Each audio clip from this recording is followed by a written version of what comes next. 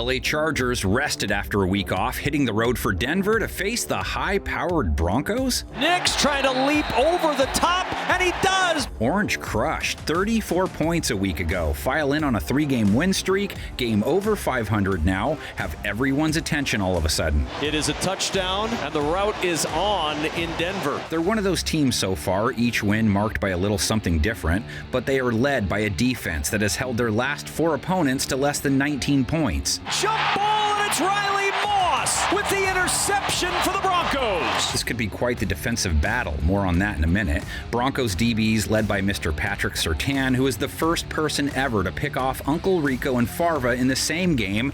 Broncos have held quarterbacks to a 75 rating in 2024, 5th lowest.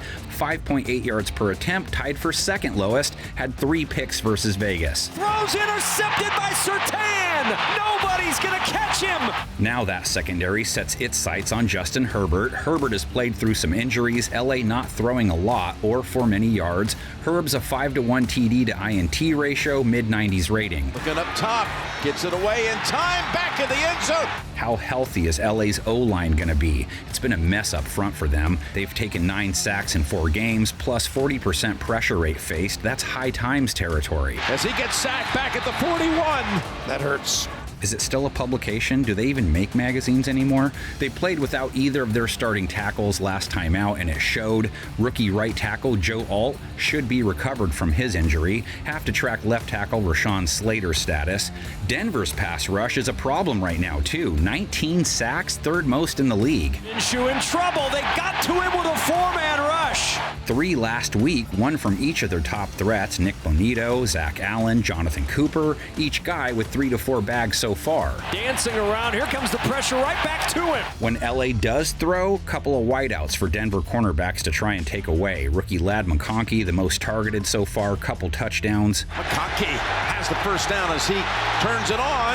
Herbert's other 3 TD passes ending in the hands of Quentin Johnston. Johnston, he had 2 last week. He's got an early one today. Chargers' 2 wins, though, both came when J.K. Dobbins went for 130 rush yards. Dobbins trying to get to the edge. He's got a blocker. He's got more than a blocker. Oh, boy, he somersets into the end zone. They lost both games when he didn't excel.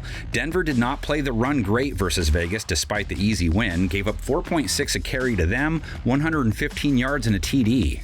Nice cutback and drives into the end zone for a Raider touchdown. Still, they're holding running backs to 4 a carry for the year, so Dobbins isn't dealing with morons or anything, and neither is LA's defense. Bo Nix rolls into Week 6 off one of his best pro games so far, a rating over 115, no interceptions, 2 touchdowns, 7.6 yards per attempt. Nix steps away from pressure, throws open at the 41-yard line. Just 206 yards, but still quality throws, and more than 60, know what I mean? Now, to that previously mentioned defensive showdown comment, Bro and company face an LA defense holding teams to 12.5 a game.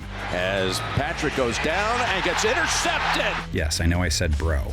Nix did get buried 3 times, his line giving up 2 to Mad Max, 1 to Christian Wilkins, so the stars at least. Flushed, in some trouble, down he goes, Max Crosby. Chargers pass rush does have some stars. Joey Bosa, 2.5 sacks, though he's trying to return from an injury as well. Khalil Mack, 2.5 sacks. Bud Dupree, 2. Chargers put up a plus 30 pressure rate thus far, 11 sacks in 4 games. They are dominating at the point of attack at the line of scrimmage right now. And the secondary Nix is getting in the ring with Asante Samuel, Derwin James and company, leading a Chargers pass defense, holding quarterbacks to a sub-90 rating, only 3 touchdowns allowed, 4 INTs. Drops back to pass, middle of the field, and it's picked off by the Chargers. Chargers have played running backs specifically tough as pass catchers, holding them to a low 60s rate.